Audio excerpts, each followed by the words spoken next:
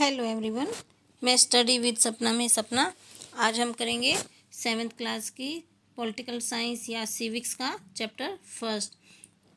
Chapter का नाम है ऑन इक्वलिटी, यानी कि समानता। ये हमारा एक कॉन्स्टिट्यूशन में राइट दिया गया है समानता का, यानी कि हमारे देश में समानता सभी जो पर्सन है, चाहे किसी भी रिलीजियस से, किसी भी कास्ट से, किसी भी धर्म से हो, उन सब में समानता है। उनसे कोई भेदभाव नहीं किया जाता है, यानी कि उनको वोट डालने का सभी को समान अधिकार है। सभी को वोट की कीमत सभी की समान है, सभी की एक ही कीमत है।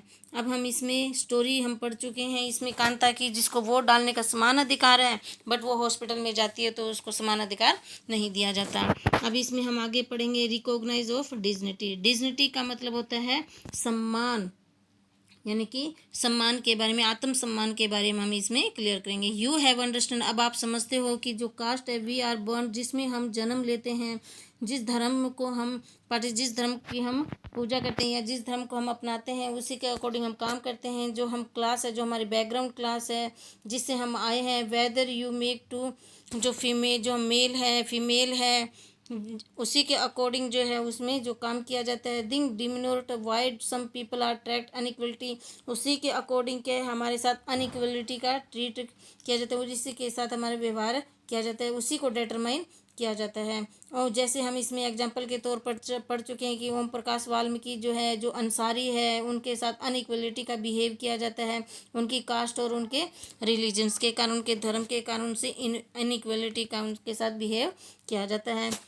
When person are treated inequality, जब किसी पर्सन के साथ अनइक्वलिटी का बिहेव किया जाता है तो देयर डिग्निटी, उसका जो सम्मान होता है, आत्मसम्मान होता है, वॉयलेट, यानी कि वॉयलेट का मतलब होता है आत्मसम्मान को, यानी कि उसको धक्का लगना, उसके आत्मसम्मान की जो है वो उसको यानी कि उसको क्या बोल सकते हैं हम उसको, जैसे ठेस पहुंचना, यानी कि उसको ठेस पहुंचती है। द डिग्निटी ऑफ बोथ, जो ओम प्रकाश जो वाल्मीकि हैं और अंसारी है, वाज जो वॉयलेटेड होता है, उनको ठेस पहुंचती, क्योंकि जो वे इन द विच जो उनके साथ किया गया था, जो जैसा उनके साथ बिहेव किया गया था, उनके साथ जो picking off on him and making him sweep, जो स्कूल में उनके साथ जो सफाई का काम किया जाता है, क्योंकि वो कास्ट से, तो उनकी जो कास्ट थी वो जो प्रीसियस थी, नीची जाति के थे। ओम प्रकाश वाल्मीकि थी, जो स्कूल मेट पे बैठते थे, टीचर उनको हर्ट करते थे, उनके साथ बुरा व्यवहार करते थे। हाँ, फील उनको पूरा महसूस होता था, क्योंकि it was less than the equal, वो सब क्लास में जो है, स्कूल में जो है सभी बच्चों के जो वो इक्वल नहीं थे। बीइंग ए चाइल्ड, जब वो एक बच्चे थे, ओम प्रकाश जो थे वाल्मीकि थे, could not very little about the situation, वो इस सिचुएशन को नहीं समझते थे जैसा उनके साथ किया जाता था। लेकिन जब उनके फादर जो थे वो, उन्होंने अपने बच्चे को देखा एक स्वीप के रूप में, तो उनको गुस्सा आया, तो उनको गुस्सा है कि उनके बच्चे के साथ ऐसा व्यवहार किया जाता है। तो व्हेन जब वो हर्ट हुए तो उनको रियलाइज़ हुआ, अपार्टमेंट ऑफ देम, उनके जो जिस कास्ट पर वो थे उनके अकॉर्डिंग उनको काफ़ी हर्ट हुआ। हाउएवर, इतना ही नहीं, व्हेन द प्रॉपर्टी डीलर, जब प्रॉपर्टी डीलर ने सजेस्ट दिया कि वो चेंज, जो अपना नाम है वो चेंज कर ले, अगर वो जो है रेंट पर के मकान लेना चाहते हैं तो वो अपना नाम चेंज कर लेते। इस डिग्निटी सेल्फ रिस्पेक्ट, इससे क्या हुआ, उनकी सेल्फ रिस्पेक्ट को क्या हुआ, धक्का लगा। They made them the refuse the situation, वे इस जो उन्होंने इसको सजेशन दिया गया था, इससे उनको काफ़ी हर्ट हुआ। यानी कि धर्म के अकॉर्डिंग या जाति के आधार पर ये उनको नाम बदलने के लिए उनको बोला गया था, यानी कि उनकी सेल्फ रिस्पेक्ट जो थी, डिग्निटी जो थी, उनको काफ़ी हर्ट हुआ। ओम प्रकाश और जो अंसारी थे वो नहीं deserve to the treat like, वो ऐसा डिज़र्व नहीं कर रहे थे, वो ऐसे नहीं सोच रहे थे कि उनके साथ ऐसा बिहेव किया जाएगा। They describe the same respect and dignity, वो ऐसा सेम रिस्पेक्ट करते थे और ऐसा ही वो आत्मसम्मान करना चाहते थे। एनी वन एल, जो वो दूसरों के साथ करते थे, वो भी स्वयं भी तो ऐसा ही सम्मान चाहते थे।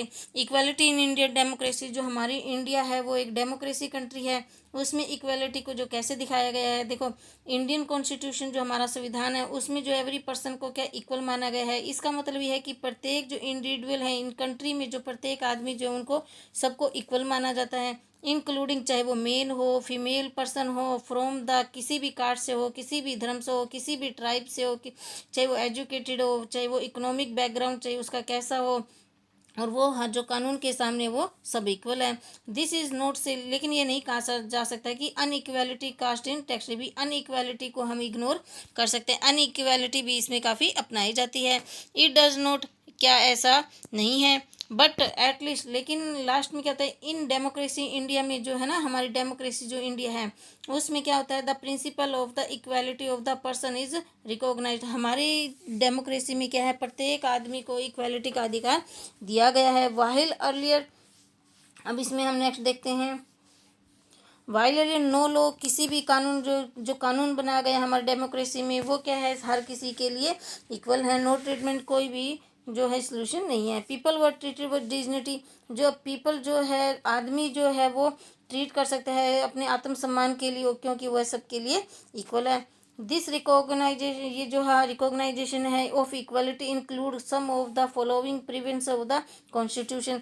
जो कॉन्स्टिट्यूशन में जो संविधान, जो हमारा कॉन्स्टिट्यूशन है उसमें जो इक्वलिटी का जो रिकॉग्नाइज इंक्लूड किया गया है वो सभी के लिए समान है। सबसे पहले इसमें क्या किया गया, इसमें जो इक्वलिटी का जो हाँ इंक्लूड किया गया, इसमें कुछ बातें जो है वो बताई गई है।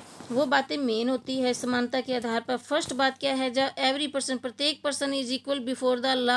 फर्स्ट पर्सन ये कि हर आदमी कानून के सामने जो है वो इक्वल है। व्हाट मीन, इसका क्या मतलब है, इन वर्ड दैट वेरी पर्सन, कोई भी आदमी, यानी कि any person, every person from the president, चाहे वो किसी भी कंट्री का प्रेसिडेंट क्यों ना हो, चाहे वो कांता यानी कि कोई काम करने वाली क्यों ना हो, वो है ओबे द सेम लॉ। सभी के लिए कानून क्या है, सभी को कानून समान मानने होंगे, चाहे वो प्रेसिडेंट हो चाहे वो काम करने वाली वर्कर हो। सेकंड बात क्या है इसमें, no person can be discriminated against on the basic of their religious race. यानी कि दूसरी बात यह है कि इसमें कोई भी आदमी डिस्क्राइमिनेट यानी कि किसी भी धर्म के विरुद्ध वो है वो कार्य नहीं कर सकता, किसी भी धर्म के दूसरे भी धर्म के इंटरफेयर नहीं कर सकता।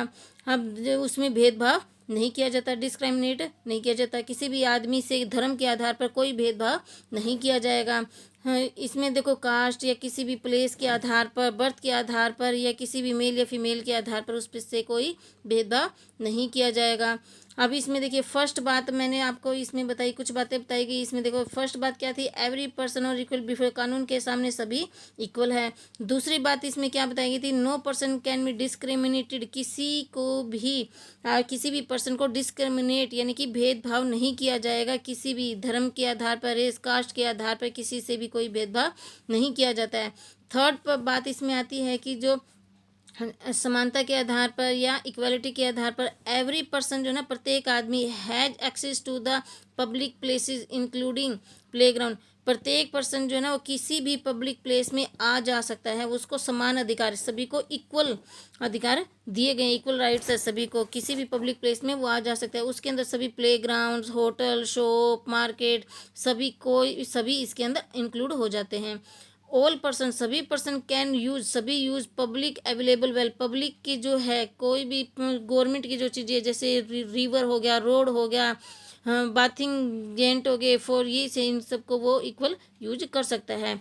फोर्थ जो इसमें बात की गई है वो अनटचेबिलिटी, अनटचेबिलिटी छुआछूत हैज़ बीन अब्सोल्यूट, छुआछूत को इसमें जो है वो नहीं माना गया, यानी कि छुआछूत के आधार पर अगर कोई किसी से भेदभाव किया जाता है तो उसके साथ कानून जो है वो सख्त कार्रवाई करता है, यानी कि इसमें छुआछूत को नहीं माना गया। अनटचेबिलिटी यानी कि इसमें सभी के साथ, चाहे वो लो कास्ट का हो चाहे वो हाई कास्ट का हो, सभी के साथ समान बिहेव किया जाता है। फिर the two way in which the government has tried to implement of equality that is the guardian in the constitution the first through law. इसमें सेकंड बात बोली गई थी ना, इसमें फर्स्ट बोली थी कानून के द्वारा बोली गई थी, सेकंड बोली गई थी गवर्नमेंट प्रोग्राम्स यानी कि of the help of disadvantage community, किसी भी कम्युनिटीज़ के डिसएडवांटेज को या कम्युनिटी को कानून के सामने सभी को समानता माना गया। देर आर, यहाँ पर काफ़ी कानून भी पास किए गए हैं इंडिया में। वे प्रत्येक पर्सन की राइट ट्रीटेड इक्वलिटी, यानी कि प्रत्येक पर्सन की जो इक्वल बिहेव करने का जो राइट्स है उसकी सुरक्षा के लिए यहाँ पर काफ़ी कानून भी पास किए गए हैं। और टू वेज इन, गवर्नमेंट ने यहाँ पर काफ़ी ट्राइड किया है इम्प्लीमेंट द इक्वलिटी के अधिकार की रक्षा के लिए, गवर्नमेंट ने यहाँ पर काफ़ी कार्य भी किए हैं। ग्रांटेड दी है कॉन्स्टिट्यूशन फर्स्ट क्या गारंटी दी है इसमें, कानून ने पहला क्या बनाया इंडिया ने कि जो कानून, और जो सेकंड थ्रू गवर्नमेंट है ना कानून बनाए हैं, दूसरा सेकंड जो प्रोग्राम बनाए जाते हैं उनके अकॉर्डिंग जो हेल्प की जाती है उनकी डिसएडवांटेज कम्युनिटी की जहाँ भी डिसएडवांटेज होती है वहाँ पर उसकी सुरक्षा के लिए बनाए जाते हैं कानून बनाए जाते हैं। इंडिया ने काफ़ी कानून बनाए हैं इनकी राइट्स की रक्षा के लिए।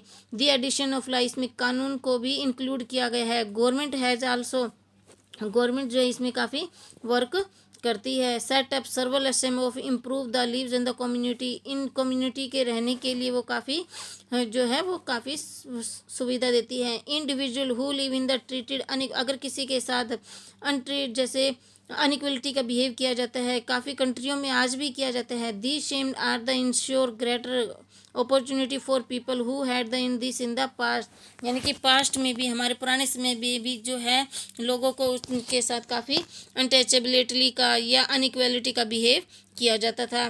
वन ऑफ द स्टेप्स, इसमें जो स्टेप उठाए गए हैं गवर्नमेंट ने, हमारे इसके अंदर काफ़ी स्टेप उठाए हैं। अब इसमें जो गवर्नमेंट ने जो स्टेप उठाए हैं इसमें देखो, गवर्नमेंट ने इसमें क्या इंक्लूड किया है, जो midday meal scheme the refers to the program include all the governments electronic school as the private children's at the launch. इसमें गवर्नमेंट ने क्या इंक्लूड किया है, मिड डे मील शेम, जो ये योजना है ना, इसको मिड डे मील योजना बोलते हैं, इसको इसने लॉन्च किया है। इसके अकॉर्डिंग क्या किया जाता है, गवर्नमेंट के जितने भी स्कूल होते हैं उनमें बच्चों को जो है खाना, जो पका हुआ खाना जो है वो दिया जाता है। सबसे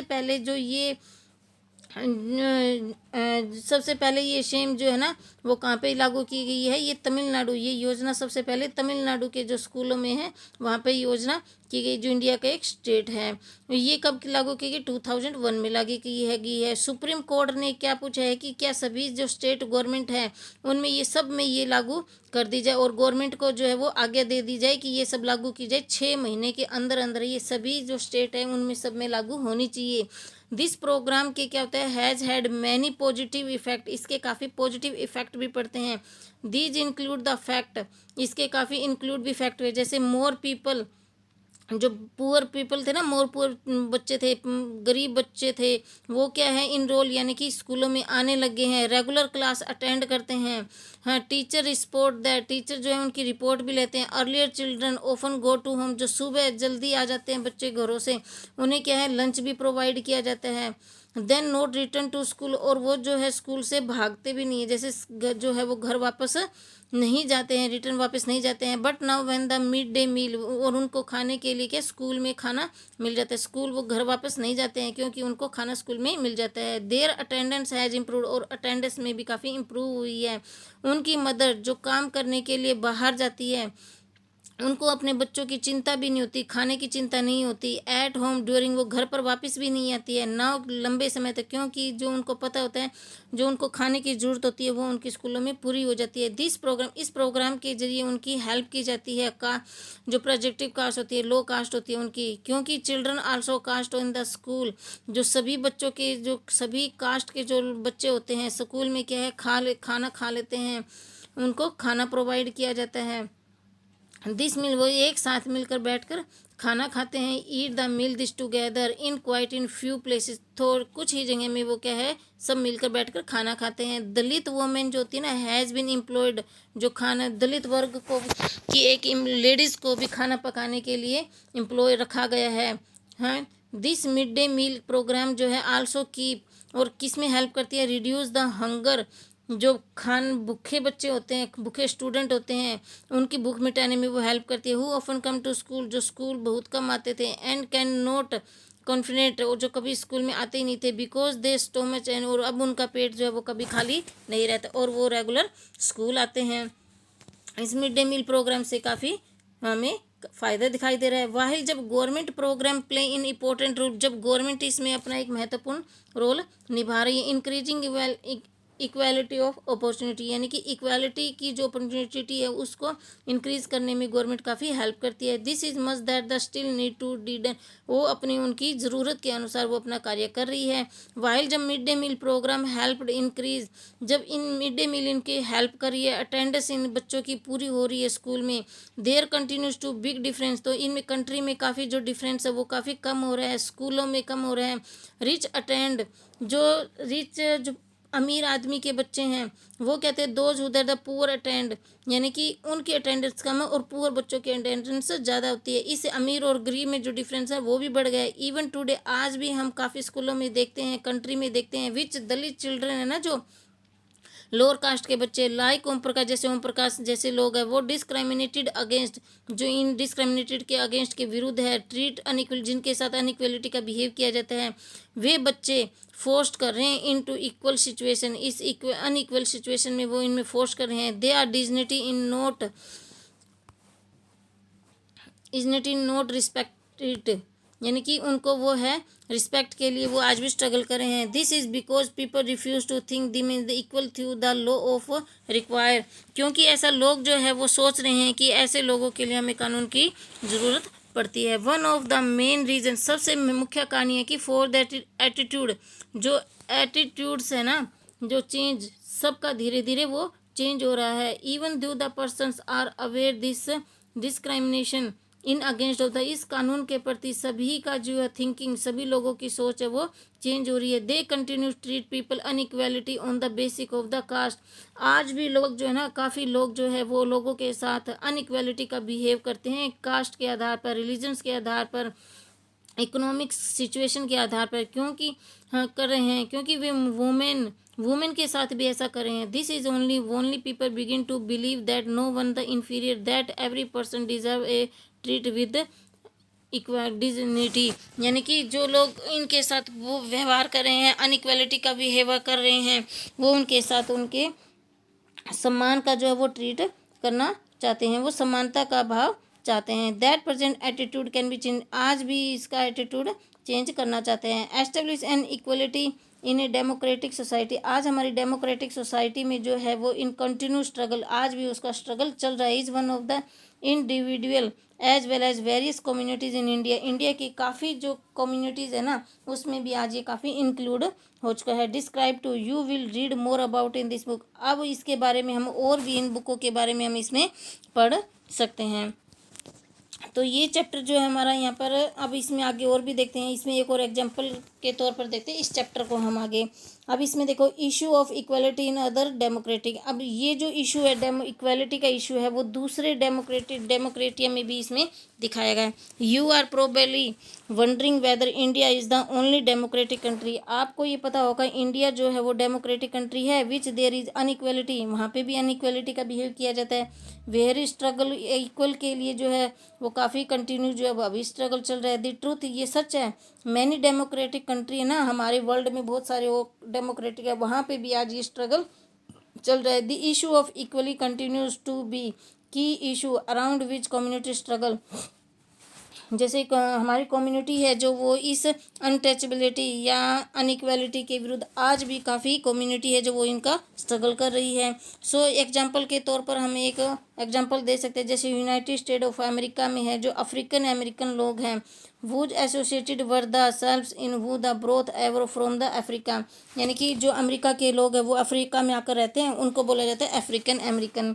कंटिन्यू टू डिस्क्राइब, ये जो कंटिन्यू रहते हैं टुडे आज, उनके साथ लार्जली यानी कि अनइक्वालिटी का बिहेव किया जाता है। दिस डिपाइज द फैक्ट, ये एक सच्चाई है। This was a movement in the, ये जो है 1950 में हुआ था, push in the equal rights, जो अफ्रीकन था अमेरिकन थे ना, अपने इक्वल के लिए वो जो है 1950 में जो है वो मूवमेंट, यानी उन्होंने एक मूवमेंट चलाया था। ये वो किस लिए चला था, देखो, period of this African American were treat acceptably inequality, उनके साथ अनइक्वालिटी का बिहेव किया जाता था यूनाइटेड। एग्जाम्पल के तौर पर जब ट्रैवलिंग, जब देखिए इसमें एक एग्जाम्पल के तौर पर हम देखते हैं, इसमें एक एग्जाम्पल दिखाती हूँ मैं आपको एक पिक्चर में। इसमें देखिए, ये जो है एक ब्लैक लेडीज़ बैठी हुई है, ये पीछे एक गोरे अंग्रेज बैठे हुए हैं। अब इनके साथ कैसे बिहेव किया जाता है, अब इसमें देखते हैं हम बिहेव किया जाता है। जो रोसा पार्क है, रोसा पार्क में, Rosa Park was an Africa, Rosa Park कौन थी, एक अफ्रीकन अमेरिकन थी। वो कहते हैं, वो क्या कहती है, tired from a long day a work she refused to give her seat, वो एक बस पर बैठ जाती है क्योंकि वो काफ़ी थकी हुई थी, काम करके आई थी। और वाइट मैन जो है एक दिन 1 दिसंबर 1955 को हर रिफ्यूज उसके पीछे आके बैठ जाता है, दे हग और अगेंस्ट हिज, और उसको उठने के लिए वहाँ पर कह देता है। The inequality we in each African, क्यों ऐसा उसके लिए क्यों कहा जाता है, क्योंकि वो जो है जो अफ्रीकन अमेरिकन है, यानी कि बाहर से आई हुई है और उसका रंग काला है और वो वाइट है, इसीलिए जो उसने वहाँ पर जो था विच कम टू नो, और उसको एक सिविल राइट ऑफ मूवमेंट, उन्होंने एक उसी के खिलाफ उन्होंने एक मूवमेंट चलाया जिसका नाम रखा गया civil right movement. Civil right जो था वो एक्ट कब पास हुआ, 1964 में हुआ था। Prohibited discrimination of the basic of the race national origin, ये एक जो जो से एक्ट पास हुआ था, यानी कि ये राइट जो था, ये मूवमेंट जो थी, ये क्या थी, काफ़ी लंबे समय तक चलता रहा। It also stated that all the schools, जो स्कूलों में भी उनके साथ यही बिहेव किया जाता था। Open the African American children, जो बच्चे थे, they would no longer have to attend separate, वो उनके साथ नहीं बैठ सकते थे, वो उनसे अलग बैठते थे। स्कूल स्पेशली जो था उनके लिए बनाया जाता था। How ever despite this, A majority और अमेरिकन अफ्रीकन की चाहे कंटिन्यूस कितनी भी मेजोरिटी क्यों ना हो, उनको पुअर्स्ट ही माना जाता था कंट्री में। मोस्ट अफ्रीकन अमेरिकन चिल्ड्रन थे can only afford to attend government school, जो मोस्ट अमेरिकन अफ्रीकन बच्चे थे ना, वो सिर्फ क्या थे, गवर्नमेंट स्कूल को ही अटेंड कर सकते थे, यानी कि उनको प्राइवेट स्कूलों में पढ़ने की परमिशन नहीं थी। है फीवर फैसिलिटी, उनको फैसिलिटी भी कम दी जाती थी। पुअरली, जो इक्वालिफाइड थे टीचर थे, कम क्वालिफाइड टीचर थे, जो टीचरों को कम ज्ञान था, वो ही उनको कंपेयर करते थे, वो ही उनको पढ़ाते थे। वाइट स्टूडेंट जो था वो प्राइवेट स्कूलों में जाते थे और लिव इन एरिया, उन एरिया में रहते थे जब गवर्नमेंट स्कूल जो बहुत कम होते थे। और हाई जो ट्रीट ऑफ प्राइवेट स्कूल, जो प्राइवेट स्कूल जो थे ना, उनको हाई ट्रीट किया जाता था प्राइवेट स्कूलों में, यानी कि उनको अच्छी शिक्षा दी जाती थी। जबकि जो है ब्लैक लोग थे, जो अमेरिकन अफ्रीकन थे, उनको जो है वो कम शिक्षा दी जाती थी। इसी के में क्या पता चलता है कि उनके साथ कैसे जैसे अनइक्वालिटी का बिहेव किया जाता था। अब इसमें काफ़ी एग्जाम्पल दिए गए, इस एक एग्जाम्पल को ये भी देख सकते हैं हम। अब इसमें देखिए, ये क्या, डिज्निटी का एक एग्जाम्पल दिया गया, ये एक फिल्म का सीन है, दीवार फिल्म का सीन है, जिसमें देखो अब ये पैसे जो दे रहा है वो इसमें पैसे क्या है, फेंक देता है। 1% ट्रीट अनइक्वलिटी, जैसे डिज्निटी को कैसे करता है, जैसे वो पैसे वो फेंक देता है, लेकिन इसकी डिज्निटी को ठेस पहुंचता है और ये पैसे लेने से मना कर देता है। ये क्या कहता है, पैसे लेने से मना कर देता है, ये कहता है मैं पैसे उठाकर नहीं ले सकता, इससे मेरी डिज्निटी हिट होती है। फिर नेक्स्ट क्या कहता है, ये पैसे इसको उठाकर अपने उसके हाथों में दे देता है, यानी कि उसका वो डिग्निटी वो इम्प्रूव हो जाती है। तो ये भी एक एग्जांपल दिया गया। अब इसमें एक पिक्चर दी गई है, इसमें ये पिक्चर देखिए, इसमें कॉन्स्टिट्यूशन का जो बिल्डिंग दी गई है, इसमें देखिए, इसमें सभी को इक्वल दिखाया गया, हर हर हर किसी जाति से, हर पर्सन से, यानी कि मोन वोमेन कास्ट रिलीजन, किसी का भी कोई भेदभाव नहीं है। सभी ने जो है वो कॉन्स्टिट्यूशन की जो बिल्डिंग है उसको एक साथ उन्होंने उठाया हुआ, पार्लियामेंट को इन्होंने उठाया हुआ। देखो, parliament is constitute of democracy, जो हमारी डेमोक्रेसी जहाँ पर हमारी कॉन्क्रीट की जाती है। वी आर रिप्रेजेंट कर रही है, इलेक्टेड रिप्रेजेंटेशन, जो रिप्रेजेंट कर रहे हैं, जो इलेक्टेड पर्सन है ना, उसी को पार्लियामेंट जो चलाते हैं उसी को वो रिप्रेजेंट कर रहे हैं। अब इसमें भी खाना, बच्चों को खाना दिया जाता है। जो मोरालिटी जो स्कीम चलाई गई थी तमिलनाडु स्टेट में, तमिलनाडु स्टेट में जो मूवमेंट चलाया गया था, उसमें इसमें बच्चों को खाना खिलाया जाता है। ये जो है ये भीमराव अंबेडकर जी है। अब इसमें डिस्फ्यूल ऑफ लाइफ, ये अपनी लाइफ के बारे में बता रहे हैं जो भीमराव अंबेडकर, ये सेल्फ रिस्पेक्ट के बता रहे हैं कि self the visual feature of life, हमारी लाइफ का सबसे महत्वपूर्ण पार्ट कौन सा होता है, सेल्फ रिस्पेक्ट होती है। ये भीमराव अंबेडकर जी है। अब यहाँ पर हमारा लेसन जो है वो कंप्लीट हो चुका है। अब आपको अच्छा लगे आप लाइक करिए, शेयर करिए, सब्सक्राइब करिए। Thank you.